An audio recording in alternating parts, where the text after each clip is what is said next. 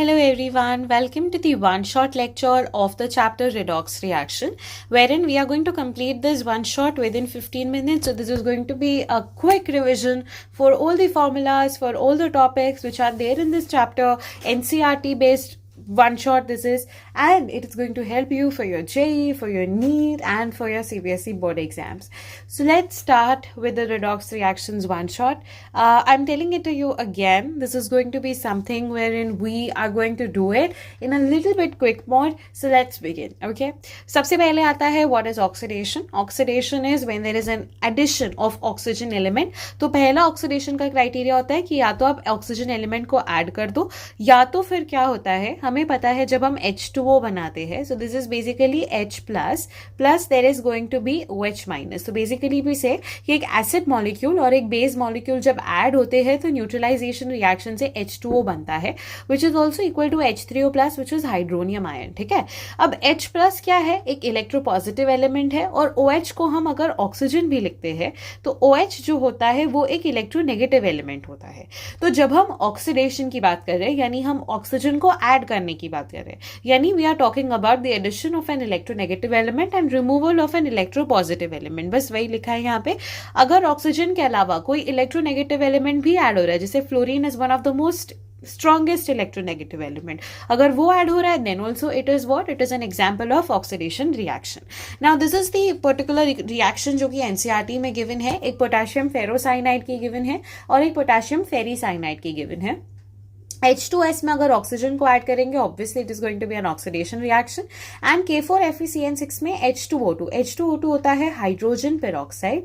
Hydrogen peroxide जो है basically ये दोनों तरीके से काम करता है, as an oxidizing agent also, reducing agent also. अच्छा, पहले ऑक्सीडाइजिंग एजेंट क्या होता है, जो खुद अपने आप को रिड्यूस करे, और रिड्यूसिंग एजेंट क्या होता है, जो खुद अपने आप को ऑक्सीडाइज करे, उल्टा उल्टा. ठीक है, so that is something which is important. But H2O2 जो है वो दोनों के तरीके से काम कर रहा है. इधर H2O2 जो है वो क्या कर रहा है, K4FeCN6 में it is going to get added और इसका ऑक्सीडेशन करवा रहा है, यानी कि रिड्यूसिंग एजेंट के जैसे काम करवा रहा है. रिड्यूसिंग एजेंट के जैसे मतलब ये इसका ऑक्सीडेशन कर रहा है, मतलब ये रिड्यूसिंग एजेंट है और H2O2 ऑक्सीडाइजिंग एजेंट के जैसे काम कर रहा है, और वो K3FeCN6 बनेगा which is ferricyanide. Okay, then reduction में क्या होगा, सेम चीज. अब इसका उल्टा, इलेक्ट्रोनेगेटिव एलिमेंट का रिमूवल, इलेक्ट्रोनेगेटिव एलिमेंट यानी ऑक्सीजन का रिमूवल, इलेक्ट्रोपॉजिटिव एलिमेंट यानी हाइड्रोजन का एडिशन. जैसे हमने मर्क्यूरी में HgO में, मर्क्यूरिक ऑक्साइड में हमने उसको हीट किया और Hg और O2 यानी ऑक्सीजन का रिमूवल किया, यानी कि इलेक्ट्रोनेगेटिव एलिमेंट का रिमूवल किया, तो ये क्या हो जाएगा, ये रिडक्शन हो जाएगा. वहीं पे अगर हमने हाइड्रोजन इलेक्ट्रोपॉजिटिव एलिमेंट को ऐड किया तो वो भी रिडक्शन होगा. HgCl2 SnCl2 करेंगे, Hg2Cl2 एंड SnCl4. अब ये याद रखना, Sn+2 अगर है तो हम इसे स्टैनस बोलते हैं, और Sn+4 अगर है तो हम इसे स्टैनिक बोलते हैं. ठीक है, इसके अलावा एक होता है Fe+2, तो जब हम इसे फेरस बोलते हैं, और यही Fe+2 जब Fe+3 हो जाता है तो हम इसे फेरिक बोलते हैं. ठीक है, तो ये वर्ड्स काफी हमें कंफ्यूज करते हैं, तो ये एक पहली चीज. दूसरी चीज जो मैं आपको बताती हूँ, Hg2Cl2 जब आए तो Hg2Cl2 होता है mercurous chloride. Okay, this is mercurous chloride. And वहीं पे अगर HgCl2 आए तो ये होता है mercuric chloride. This is mercuric chloride. Okay, so this is also something which is important. तो एक स्टैनस क्लोराइड है, एक स्टैनिक क्लोराइड है, एक मर्क्यूरस, यहाँ पे देखो HgCl2 यानी Hg+2 है, और यहाँ पे Hg2Cl2, this is mercurous chloride, this is mercuric chloride. Okay okay, चलो. नाउ रिडॉक्स रिएक्शन कैसे बना, रिडक्शन और oxidation when they are occurring simultaneously, यानी एक जगह का रिडक्शन हो रहा है दूसरे का ऑक्सीडेशन हो रहा है, तो उसे हम कहते हैं रिडॉक्स रिएक्शन. अब ये दो चीजें तो ठीक थी कि अच्छा इलेक्ट्रोपॉजिटिव एलिमेंट, इलेक्ट्रोनेगेटिव एलिमेंट. एक और तरीके से हमें पता चलता है ऑक्सीडेशन हो रहा है या नहीं, जब हम देखते हैं किसी भी चीज का ऑक्सीडेशन नंबर. तो अगर हम बात करते हैं ऑक्सीडेशन नंबर हाइड्रोजन की, तो ऑक्सीडेशन नंबर हाइड्रोजन का +1 होता है, एक्सेप्ट इन मेटल हाइड्राइड. जैसे सोडियम हाइड्राइड आ गया तो अब सोडियम एल्कली मेटल का हमेशा +1 होगा, तो हाइड्रोजन का उस कंडीशन में -1 होता है. ठीक है, ऐसे ही ऑक्सीडेशन नंबर ऑक्सीजन का 3 होते हैं. एक ऑक्सीजन अगर होगा तो -2, अगर पेरोक्साइड में है तो -1, और अगर सुपर ऑक्साइड है तो वो -1/2 होगा.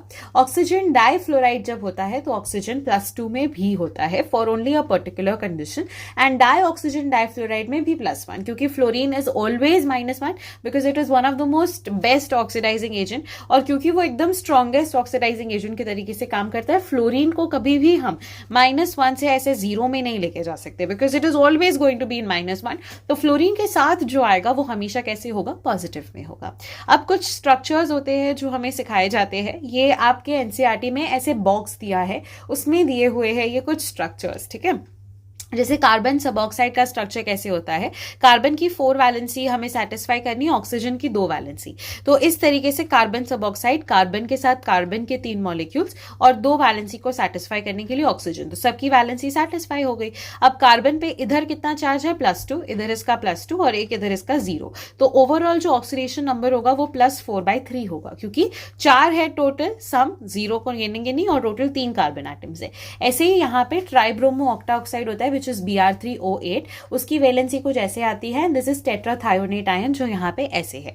CaOCl2 ब्लीचिंग एजेंट होता है जिसमें ऑक्सीडेशन नंबर क्लोरीन की +1 भी होती है और -1 भी होती है. Fe3O4 की जब हम बात करते हैं तो वो FeO के जैसे भी एग्जिस्ट करता है, Fe2O3 के जैसे भी एग्जिस्ट करता है, तो ये इंपॉर्टेंट है. CrO5 बटरफ्लाई शेप स्ट्रक्चर है, बट क्रोमियम का जो यहाँ पे ऑक्सीडेशन नंबर होता है वो +5 होता है, तो दिस ऑल +6 होता है. तो this all the things is very important, इसे बटरफ्लाई शेप स्ट्रक्चर कहते हैं. और यहाँ पे अगर आप ये जो देख रहे हो FeH2O5NO and sulphate, this is ferrous वाला थिंग, तो यहाँ पे ये +1 में प्रेजेंट है. जब आपको ये बोला जाए कि अच्छा बताओ वो क्या है, तो वो इस तरीके से. अब आता है redox reaction on the basis of titration. Titration वाला ये जो टॉपिक है ये कहीं पर भी केटर किया ही नहीं जाता, बट टाइट्रेशन रेडॉक्स रिएक्शन के एनसीईआरटी में गिवन है, तो हम इसको भी पढ़ेंगे. टाइट्रेशन क्या होता है, हम जब एसिड को बेस में, हम ये लैब में करते हैं जहाँ पे हम एक ब्यूरेट लेते हैं, ब्यूरेट में बेस भरा जाता है, और जो हमारा ये ऐसा बीकर होता है इसमें हम एसिड लेते हैं, और हम इस ब्यूरेट से थोड़ा थोड़ा एसिड इसमें डालना शुरू करते हैं. ऑक्जेलिक एसिड का सबसे पहले एक्सपेरिमेंट होता है जो हम करते हैं, जिसमें हमारे पास पिंक कलर आना होता है, तो हम इसमें डालना शुरू करते हैं. तो ये क्या करता है, एसिड बेस के साथ न्यूट्रलाइजेशन होती रहती है. जब एक पॉइंट ऐसा आता है जहाँ पे मैक्सिमम पॉइंट है और उसके बाद थोड़ा सा भी कलर डालोगे तो वो अपने आप क्या कर देगा, एकदम लाइट पिंक कलर देगा. तो हमेशा याद रखना कि इसको जब सॉल्व करना हो तो NvMl is equal to NvMl of other thing, यानी ये एसिड अगर है तो ये बेस है. अब इसमें N क्या है, ये N नॉर्मेलिटी है और ये वॉल्यूम ऑफ सोल्यूशन है. ये आपको काफी हेल्प करेगा. नॉर्मेलिटी होती है मोलैरिटी इनटू N फैक्टर, ये भी आपको पता होना चाहिए. ये छोटे छोटे टर्म्स मैंने अपने मोल कंसेप्ट वाले वीडियो में कवर कर दिए हैं, तो if you have not known और if you have not seen that mole concept वाला video, you can please go and watch it on my channel.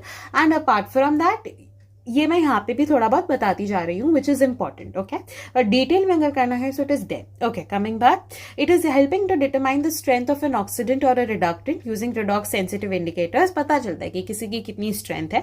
अगर रिएजेंट इटसेल्फ एकदम सेल्फ इंडिकेटर्स होता है, जैसे जो पोटेशियम परमैंगनेट है KMnO4, वो हमारा क्या होता है, एक सेल्फ इंडिकेटर होता है. तो जब आप पोटेशियम परमैंगनेट लेते हो तो आपको कोई भी इंडिकेटर बाहर से, फिनोफ्थलीन हो गया, वो आपको बाहर से डालने की जरूरत नहीं होती है. अगर कोई auto colour, there is no auto colour change, there are reactants that are oxidized immediately after the last drop of reactant has reacted producing a colour. जैसे example K2Cr2O7 oxidizes diphenyl alanine, तो वो blue colour देता है. तो basically मैंने आपको कहा ना कि आप ब्यूरेट से जब आप बीकर में डालते जाओगे तो एक पॉइंट आएगा कि जो रिएक्टेंट डाल रहे हो वो फटाफट ऑक्सीडाइज हो रहा है, जो डाला वो ऑक्सीडाइज हो गया, बट एक सैचुरेशन पॉइंट आएगा कि अब सब कुछ ऑक्सीडाइज हो गया और अब कुछ नहीं बचा, तो अब जो कलर आएगा वो अब कलर दे देगा. K2Cr2O7 ब्लू कलर देता है. स्टार्च जो है वो आयोडीन के साथ रिएक्ट करता है, ब्लू ब्लैक टेस्ट होता है जो हम बायोमोलिक्यूल्स में भी पढ़ते हैं. तो स्टार्च जो है वो रिएजेंट I- के साथ भी रिएक्ट करता है, रिड्यूस करता है आयोडीन को, एकदम इंटेंस ब्लैक कलर देता है.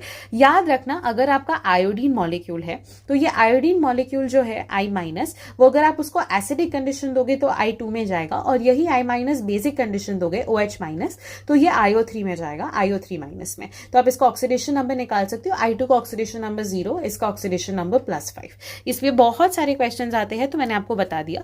एक मोर सॉल्ट होता है ferrous sulphate ammonium sulphate .6H2O, इसको फास्ट करके याद रख सकते हो. Ferrous sulphate ammonium sulphate .6H2O easy हो जाता है लर्न रखना, जिसमें हमारे Fe का जो ऑक्सीडेशन नंबर है वो +2 है. ठीक है, उसके अलावा और कुछ एसिड्स है जैसे H2SO5 कैरोज एसिड है जिसमें इसकी +6 है।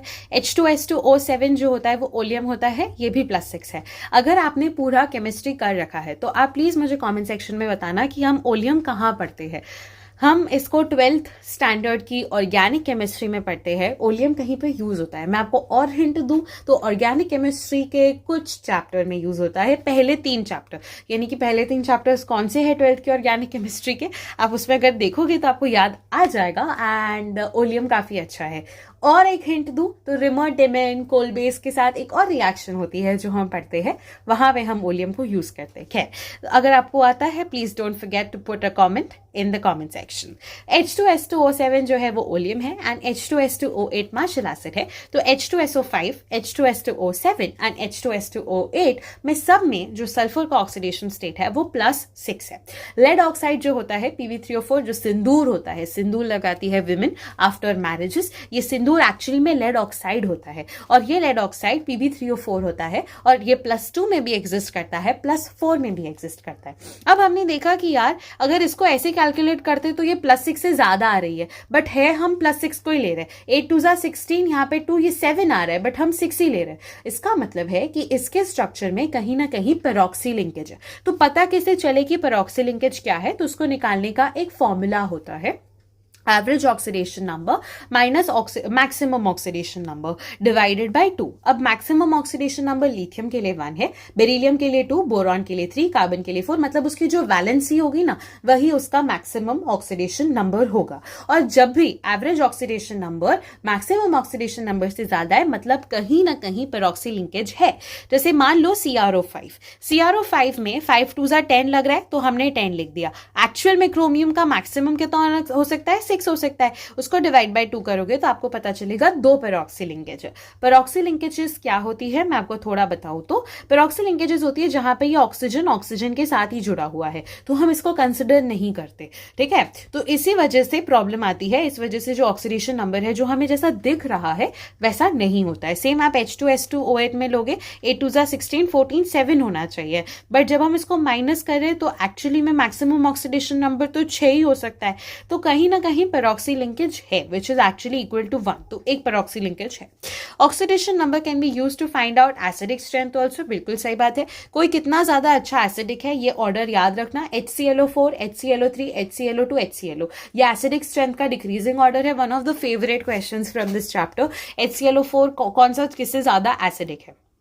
ओके मैं आपको इसके नाम बता सकती हूं अगर आप इसको लर्न करना चाहो तो। HClO4, अब देखो लर्न करने का तरीका होता है, HClO3 जो है वो क्लोरेट है, मतलब ये बेस लाइन है। इससे ज्यादा होगा तो हम इसे पर क्लोरेट नाम देंगे, अगर इससे कम होगा तो हम इसे क्लोराइड बोलेंगे। जैसे अभी हमने देखा ना फेरस होता है, फेरिक होता है, तो हम इसे क्लोराइड, और इससे कम है तो हाइपोक्लोराइड। कोई चीज कम में आ गई तो हाइपो, अगर कोई चीज ज्यादा आती है तो हाइपर, है ना। तो perchlorate, chlorate, chloride, hypochloride learn करना हो तो कर लो, otherwise it is not of any need. अगर आप जे एस्पिरेंट हो तो बिल्कुल कर लो, you should know about that. And exception आता है H3PO4, H3PO3 एंड H3PO2। यहाँ पे एक्चुअली में सिर्फ एक हाइड्रोजन होता है जो रिएक्ट करता है, यहाँ पे 2 हाइड्रोजन होते हैं और यहाँ पे तीन हाइड्रोजन जो है वो रिएक्ट कर सकते हैं, तो रेजोनेंस की कंडीशन होती है। अगर आपको ये निकालना है कि कोई एक पर्टिकुलर रिएक्शन है, अगर वो उसके मैक्सिमम ऑक्सीडेशन स्टेट में है मतलब वो क्या कर रही है, ऑक्सीडाइजिंग एजेंट के तरीके से काम कर रही है, और अगर वो उसके मिनिमम ऑक्सीडेशन स्टेट में है मतलब वो रिड्यूसिंग एजेंट के तरीके से काम कर रही है। और अगर उसके बीच में जैसे क्लोरीन है तो क्लोरीन +7 से +1 में है, -1 में है, सॉरी +7 से, क्लोरीन +7 से -1 में। अगर वो +7 है यानी कि वो मैक्सिमम ऑक्सीडेशन स्टेट में है, -1 है यानी मिनिमम ऑक्सीडेशन स्टेट में। अगर इसके बीच में है तो वो ऑक्सीडाइजिंग एजेंट के तरीके से भी काम करेगा, रिड्यूसिंग एजेंट के तरीके से। HClO3 दोनों के तरीके से काम करेगा, बट HClO4 सिर्फ और सिर्फ ऑक्सीडाइजिंग एजेंट के तरीके से काम करेगा, ठीक है। बस ये समझाना था। फिर आता है एक इक्विवेलेंट का कॉन्सेप्ट जो भी इंपॉर्टेंट होता है। इसके अलावा कुछ रिएक्शंस भी होती है जैसे कि कॉम्बिनेशन रिएक्शन यानी 2 रिएक्टेंट को मिला के प्रोडक्ट बन रहा है। फिर एक आती है डिस्प्रोपोर्शनेशन रिएक्शन, जहां पे एक रिएक्टेंट है उसी रिएक्टेंट का ऑक्सीडेशन भी हो रहा है और उसी रिएक्टेंट का जो है वो रिडक्शन भी हो रहा है। उसके अलावा होती है कम प्रपोर्शनेशन रिएक्शन, जहां पे रिएक्टेंट दो है, एक रिएक्टेंट है जो दोनों सेम है बट क्या है वो एक ही, जैसे कॉपर +2 है एंड कॉपर +3 है और वो दोनों कॉपर में जा रहे हैं, यानी एक का क्या हो रहा है, एक का ऑक्सीडेशन होना चाहिए। मान लो बेसिकली कॉपर +2 है और एक कॉपर है और कॉपर प्लस है और ये लोग जा रहे हैं कॉपर +3 है और ये लोग कॉपर प्लस में जा रहे हैं, मतलब इसको ऐसे लिख सकते हैं कॉपर प्लस, मतलब आप समझ गए ना, एक रिएक्टेंट होना चाहिए, एक रिएक्टेंट होना चाहिए और वो प्रोडक्ट में जा रहा है, तो एक का ऑक्सीडेशन होगा और एक का रिडक्शन होगा, ठीक है। तो ये होती है कम प्रपोर्शनेशन रिएक्शन। फिर उसके बाद एक लास्ट कॉन्सेप्ट आता है इक्विवेलेंट का कॉन्सेप्ट, जो कि काफी इंपॉर्टेंट होता है। तो इसमें क्या होता है कि इक्विवेलेंस को हमें मेजर करना होता है, यानी कि हमें इक्विवेलेंस, लॉ ऑफ इक्विवेलेंस लगाना होता है। जो रिएक्टेंट के साइड का इक्विवेलेंस है वो प्रोडक्ट के साइड के इक्विवेलेंस के इक्वल होना चाहिए। तो KMnO4 बैंड 153 होता है। जब कंपाउंड्स जो है वो अगर ऑक्सीडेशन और रिडक्शन दोनों कर रहे हैं तो हम अब बेसिकली ये होता है एन फैक्टर निकालने का तरीका। मैं आपको फटाफट से समझा देती हूं एन फैक्टर कैसे निकाले जाते हैं, इतना डिटेल में अच्छे से बता देती हूँ। एन फैक्टर अगर हमें किसी एसिड का निकालना है तो हम उसके H+ को कैलकुलेट कर देंगे तो मुझे पता चल जाएगा कि अच्छा इसका एन फैक्टर कितना है। जैसे मान लो H2SO4 का जो एन फैक्टर है वो है मान लो 2, अगर एसिड का निकालना है। अगर मुझे किसी बेस का एन फैक्टर निकालना है तो मैं OH- को कैलकुलेट कर लूंगी, जैसे मान लो NaOH, तो इसका एन फैक्टर हो जाएगा 1, ठीक है। वहीं पे अगर मुझे एन फैक्टर किसी सॉल्ट का निकालना है तो अब इसमें अलग अलग केसेस होते हैं। सॉल्ट में अगर मान लो पहला केस आया कि जो आपका ऑक्सीडेशन नंबर है वो सेम रहा, ठीक है, मतलब यहाँ पे +3 है तो वो भी +3 ही रह रहा है, तो इस कंडीशन में आप पॉजिटिव आयन को देखते हो कि अच्छा पॉजिटिव आयन की क्या वैल्यू है और वो जो है वो आपका एन फैक्टर हो जाएगा। वहीं पे दूसरा केस आता है जहां पे मान लो एक रिएक्टेंट है जैसे KMnO4 और KMnO4 जो है वो Mn+2 में जा रहा है, यानी एक रिएक्टेंट, मतलब पूरे रिएक्टेंट में से एक एलिमेंट का या तो ऑक्सीडेशन हो रहा है या तो रिडक्शन हो रहा है। उस कंडीशन में जो रिएक्टेंट का जो हो रहा है वो उसको हम एन फैक्टर बना देते हैं, विच इज 5। ये 2 केसेस होते हैं। थर्ड केस जो होता है सॉल्ट का वो होता है कि अगर दोनों के दोनों ऑक्सीडाइज हो रहे हैं, both of them are getting oxidize, तो या फिर both of them are getting reduce, तो जितना भी हो रहा है, जैसे मान लो +2 से ऑक्सीडाइज हो रहे हैं दोनों के दोनों, तो बस ये वही एन फैक्टर बन जाएगा, ठीक है। वहीं पे एक और होता है 4th नंबर पे कि मान लो एक ऑक्सीडाइज हो रहा है और एक जो है वो रिड्यूस हो रहा है। तो जब ऑक्सीडाइज हो रहा है एंड रिड्यूस हो रहा है तो फिर हम देखते हैं गेन ऑफ एन फैक्टर कितना है और लॉस ऑफ एन फैक्टर कितना है। अगर गेन और लॉस इक्वल है तो एन फैक्टर जो है वो गेन या फिर लॉस के इक्वल हो जाएगा, ठीक है। बट अगर गेन और लॉस इक्वल नहीं है तो फिर उस कंडीशन में गेन माइनस लॉस होगा और इससे हमें पता चलेगा कि अच्छा एन फैक्टर कितना है। और 5th फाइनली होता है डिसप्रपोर्शनेशन रिएक्शन के लिए एन फैक्टर, जो कि होता है N1N2 अपॉन N1 + N2। अब हम फटाफट से इसको रीड कर लेते हैं। When the compounds goes either under oxidation और reduction together we add the oxidation number. जैसे Cu2S है, Cu+2 एंड SO2, तो 2 जगह पे ऑक्सीडेशन होगा तो दोनों को ऐड कर देंगे, ठीक है। K2Cr2O7, अब Cr2 जो है वो Cr+3 Cr+3 दोनों में ऑक्सीडेशन हो रहा है तो उनको ऐड कर दिया जाएगा। अगर कंपाउंड जो है वो डिफरेंट ऑक्सीडेशन नंबर्स का होता है, जैसे MnO4-, तो 4 2 8 -1 5, ये 5 से +2 में जा रहा है और ये +4 में जा रहा है, ठीक है। तो 4 2 8 -1, आई एम सो सॉरी, 4 2 8 -1 7, 7 से 2 में जा रहा है यानी 5 एन फैक्टर है और 7 से 4 में जा रहा है यानी 3 एन फैक्टर है। क्या हो रहा है, कम ही हो रहा है। तो डिफरेंट ऑक्सीडेशन नंबर्स है तो उस केसेस में हम n factor 1 + n factor 2 divided by total number of moles of reactant करते हैं। यानी कि यहाँ पे हमें पता है कि 5 × 2 करेंगे तो ये 10 प्लस यहाँ पे 3 divided by 3, total number of reactant कितने हैं, विच इज इक्वल टू 13/3।